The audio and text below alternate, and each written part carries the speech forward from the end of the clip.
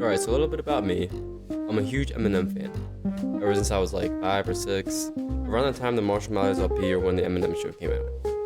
I don't even know, I was way too young. But because of his music, I've always been interested in his background and his life story. For as long as I can remember, I'd watch every interview and documentary I could find just to find out more about him. And one of the best insights into his life is a semi-autobiographical movie, 8 Mile.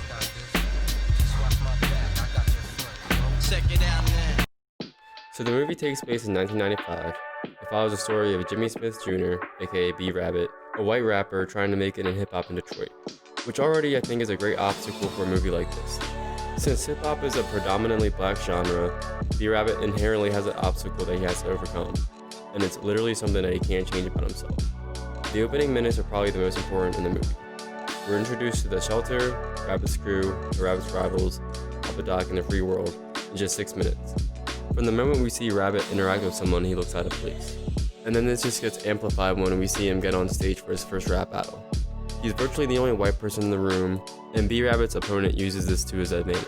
They don't laugh cause you whack, they laugh cause you white with a mic. Cause this is hip-hop, you don't belong, you're a tourist.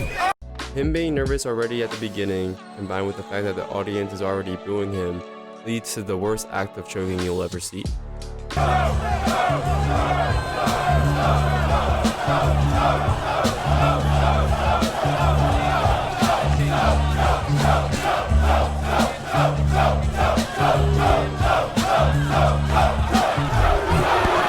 Now this is gonna haunt Rabbit for the rest of the movie. We hear how much this means to him. So look, something's gonna happen with this shit. It needs to happen now.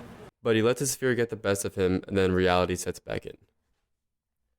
So after all that, we get to learn a little bit more about Jimmy Smith Jr. We find out he's poor as hell, and now lives in a trailer park with his baby sister and his mom, who definitely isn't all the way there, all of which is loosely based off of Eminem's life. He works a shitty job, which is probably what I relate to the most.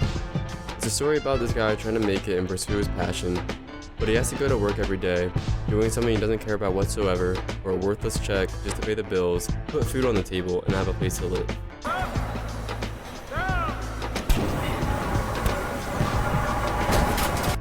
Because that looks like so much fun. But being homeless and hungry sucks, so we gotta put up with it. So we see him making attempts to pursue his career in music. This dude Wink guarantees him studio time for a demo, so he works on songs throughout the movie. We see Future try to encourage him to freestyle and get him to battle again and whatnot. Once they hear you, it won't matter what color you are. And that's kind of a recurring theme in this movie. In general, his friends talk about what they should and shouldn't do pretty often. Man, that's all we ever do, man, is talk shit. We need to get fine bitches and fat rides. No, what we need to do is put our money in savings bonds. No, what we need to do is get our songs on JLB. Man, shut the fuck up. All of us never do shit about nothing. We're still broke as fuck and living home with our moms. But more importantly, what Wink and Future want for Jimmy ends up creating more conflict. Because of this, they encounter the free world, aka the villains of the movie, multiple times. Rabbit ends up getting mad at Future for signing him up for a battle without telling him. And we also find out Wink is just the fakest dude in this movie. He offers Rabbit studio time to record his demo, but he also does work with Free World, which leads to more tension between the two crews. And then we see him being pretty suspicious with Rabbit's girlfriend, I guess, and then decides to have sex with her when he knew Rabbit was supposed to be coming. What a savage. So of course Rabbit beats him up because that's just what this guy does. Shut your bitch ass up!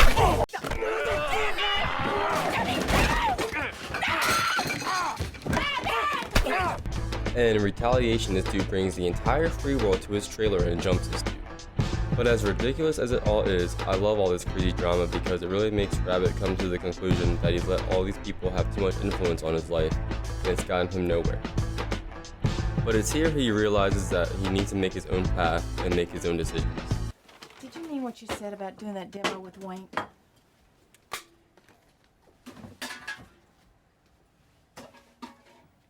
No. I'm gonna do it on my own. Like the man said, if you want to make something of yourself, it's you. It's up to you as the individual. But before he does that, he has some unfinished business to attend to. Now this is one of the best climaxes I've ever seen in a movie. This shit is so hype, I swear even when I watch it now, I watch it like it's the first time. The build up to it is just perfect. The stakes are high, everything's been leading up to this. Like I said before, Rabbit choking in the beginning haunts him throughout the movie. Now, what happened to you last night? I heard you got caught out. People saying some fucked up shit. Caught your choke act at the shelter last night. You know that everybody's calling you a loser from the other night? Who said that? Oh, everybody's talking about it. How you froze up and got booed off stage. But now he has a shot to redeem himself, prove himself as a legitimate rapper, and beat Falcon and the rest of the Avengers once and for all. His first opponent goes first, delivers some good lines, gets a good response, and then Rabbit does his nonsense. He can't get with me spitting this shit, wiggity lickety shots, the spiggity split lickety. And defeats this fool. Moving on to the next round, he faces quote-unquote Snoop Dogg with a boob job, who gives him a run for his money, but Rabbit probably wins based off this line alone. My motto, fuck lotto. I get the 7 digits from your mother for $1 tomorrow. And with that, we get the moment we've all been waiting for. B-Rabbit versus Papa Doc. Now the way Rabbit forms his verse is just amazing. He starts out getting the crowd involved, and follows that by pitting the crowd against him. Now everybody from the 313, put your motherfucking hands up and follow me. Everybody from the 313, put your motherfucking hands up. Look. Now while he stands tough, notice that this man did not have his hands up.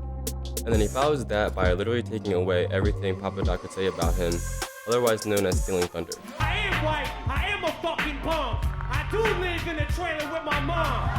My boy Future is an Uncle Tom. Then he flips a switch and reveals some embarrassing shit about him. But I know something about you. You went to Cranbrook, that's a private school. What's the matter, dog? You embarrassed? This guy's a gangster? His real name's Clarence. And then ends it with this. Fuck a beat, I go a cappella. Fuck a Papa Doc, fuck a clock, fuck a trailer, fuck everybody. Fuck y'all if you doubt me. I'm a piece of fucking white trash, I say it proudly. And fuck this battle, I don't want to win, I'm outie. Here, tell these people something they don't know about me. So now when it's Papa Doc's turn, the crowd is against him, in parallel to how they were against B-Rabbit in the beginning. And then the outcome is the same.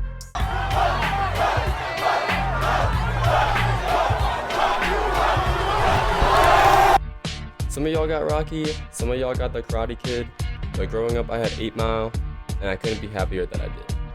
Then the ending is just icing on the cake. It doesn't give Rabbit a glamorous Hollywood ending, where he gets a record deal and blows up overnight. He just tells his friends he's gotta do his own thing, walks away from his crew, and gets back to work.